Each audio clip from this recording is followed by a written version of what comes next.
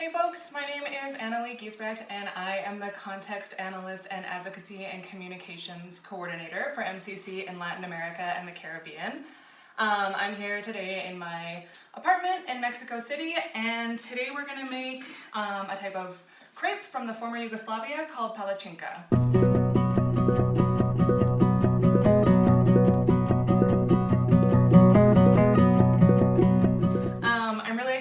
About this recipe. I think any kind of crepe, including these, is just like really versatile. You can put anything you want in there. They're made with just ingredients that you probably always have in your pantry. And so they're perfect both for eating seasonally. You can put whatever kind of seasonal fruits or vegetables if you want a savory one in there. And they're also great for seasons when you might not be able to go outside as often as you used to, because you can get just really creative with whatever is in your kitchen. I'm gonna start off with 2 cups of flour that I've measured already, and a pinch of salt. So you can totally combine all of these ingredients at once into the same bowl. I'm just gonna do them separately. So I'm going to start off with, the recipe calls for a tablespoon of oil, but I'm using butter because I love butter. I've got 2 eggs that I've already cracked into my bowl here. And I'm going to measure out 2 cups of milk. So this recipe is really easy to remember. It's just 2 cups of flour, 2 cups of milk, 2 eggs, so 2 and 2 and 2. And then just a pinch of salt, and we'll use a little bit of extra water to thin it out.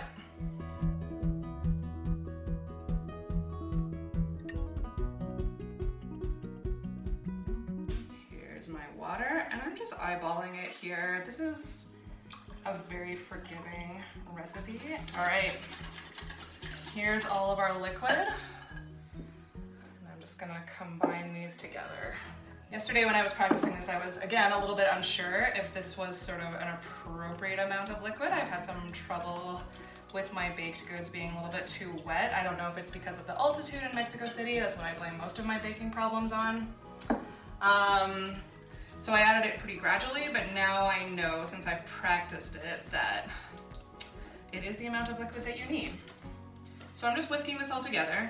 Again, if you wanted to, you could do this in a blender. You could do it sort of all in one go without mixing the ingredients separately. And I just want to combine it until I don't have clumps.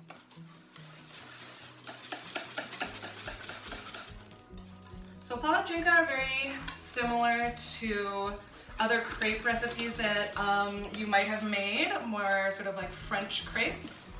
But one of the differences with this recipe is that a lot of crepe recipes will ask you to let the dough sit, or the batter sit for quite a while. And with this recipe, you don't need to do that. So it is nice and fast. You know, when you decide you want them, you can just start whipping it up and you're ready to go. So here's my batter. I'll try to show you how thin it looks without spilling any of it. But as you can kind of see, it's very thin, and that's what's gonna make them nice and delicate. So we're done with our batter, and now we can start frying them up. Okay, so now we're in my kitchen. My kitchen is pretty small, so it makes it pretty easy to have all of my stuff within arm's reach. I actually don't think there's very much in my kitchen that's not within arm's reach. So you kind of wanna set your stuff up here so that everything is close by, because the process of frying these guys goes pretty fast. So here on my right-hand side, I'm right-handed. We've got our batter, it's looking good. I've got this ladle. You can use whatever you want to measure these out, but I found this ladle works pretty nicely.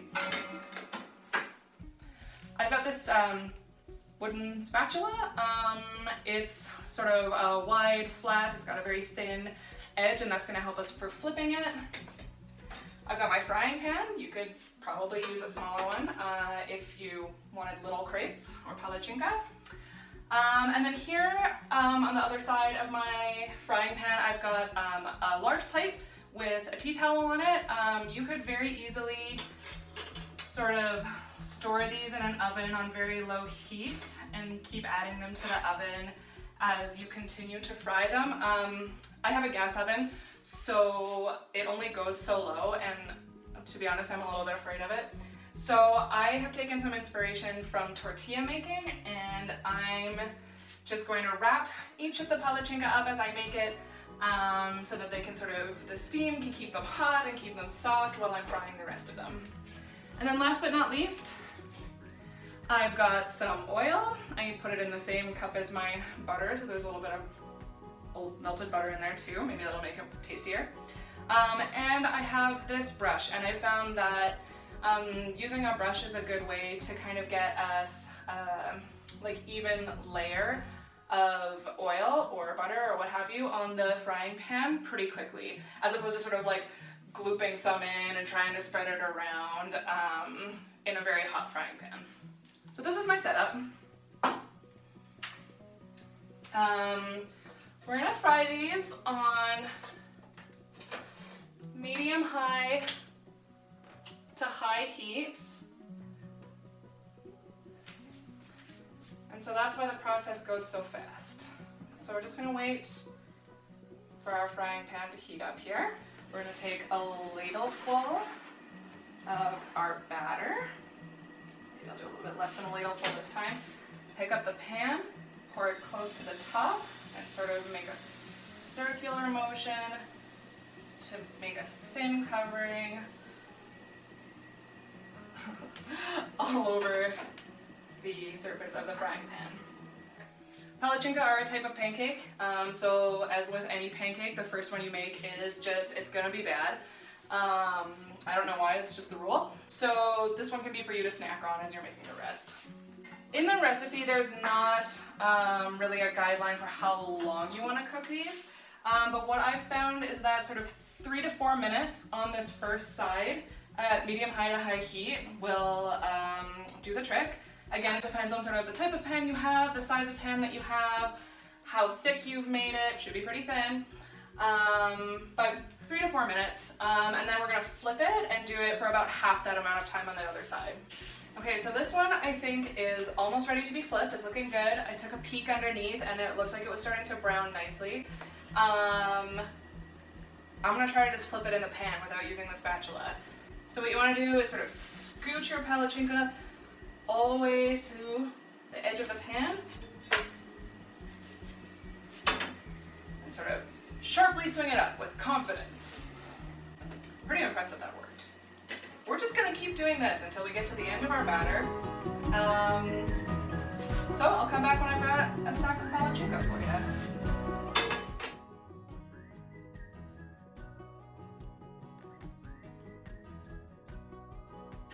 So our palacinka are all done. Here's a beautiful pile of golden, rustic palacinka waiting to be filled. So I'm gonna put these aside. I've set some over here, and I'm gonna try out a couple of different approaches to the filling. So first I'm gonna start off by chopping some walnuts, and I toasted them as well just before, just a light toast to bring out some of that flavor. You know, you might be asking yourself what makes a palacinka different from a French crepe, for example. One of the differences, of course, is the fillings, which vary from region to region. I was able to visit several of the countries that make up the former Yugoslavia several years ago now. And one of the things that I remember about the food there, and especially the desserts, is that there's a lot of nuts when you think about like baklava. And so I wanted to try out a sort of traditional, well, I don't know how traditional this is, but a traditional seeming kind of filling. So I wanted to chop these walnuts up quite finely, and actually in an ideal world I would be doing this in a food processor or even with a mortar and pestle, but I don't have either of those things. So chopping it is. I really see these getting an awful lot finer than this. So the ratio that the recipe gives for walnuts to sugar is 4:1. So we're just gonna do 1. So I'm gonna fill up this little cup measure with our tasty toasty walnuts. Add them here. Then I'm just gonna kind of eyeball this. The sugar I've got here is a sort of Mexican brown sugar. It's really rich and molassesy. It's really good. Not very bulkin, but I think it's gonna be tasty. And then I don't want this filling to be too dry. So I'm just gonna set this one off to the side here. I am going to first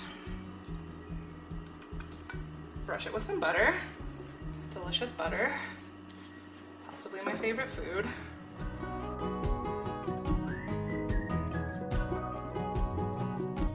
And then I'm gonna fold it in half. And in half again. So the second approach to this filling, as I mentioned in the beginning of this video, is that these are essentially blank canvases for whatever kind of seasonal fruits or seasonal products that you have available. I just got a delivery, kind of like a CSA box, so you don't really get to choose what's in it, and I had a bunch of little apples and guavas in there. So I've made this little, I don't know what you would call this, it's kind of applesaucey, kind of chunky. Might not look that appealing, but it tastes really good. With the cut up apples and guava and some cinnamon and star anise, you know, whatever I had around in the pantry. And so I'm gonna approach this one in a slightly different way. So now I'm gonna set our first one aside. And this one I'm gonna roll up, because I think if I fold it up into quarters, it's gonna sort of all squirt out the ends. So I'm gonna put a healthy dose of our apple and guava filling in the middle.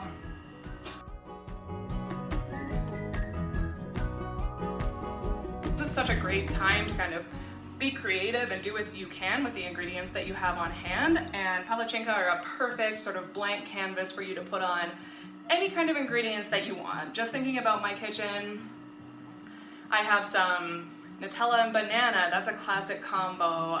One topping that I really like is just some fresh squeezed lemon with some sugar on top. It's very simple and elegant, but you can put whatever you want in these. So I hope you try them and enjoy them and have fun.